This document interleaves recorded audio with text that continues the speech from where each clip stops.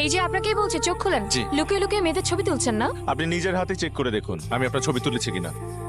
সব পোকামাকড় আর মশার ছবি। উনি নাকি আবার ফটোগ্রাফার। কি ভেবেছিলেন আমিও আপনার বয়ফ্রেন্ডের মতো আপনাকে ছেড়ে পালিয়ে যাব? লাইট ফুড এনেছি, ধরেন।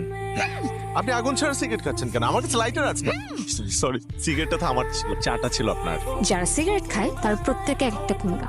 এই যে আমিও আজ থেকে সিগারেট খাওয়া ছেড়ে দিলাম এবং আপনাকে কাছে টেনে নিলাম। কি সুন্দর বউ। আমার ছেলে ফটোগ্রাফির চোখ খারাপ হতে পারে কিন্তু বাস্তব চোখ খুব সুন্দর। সর্বোচ্চ খাওয়া।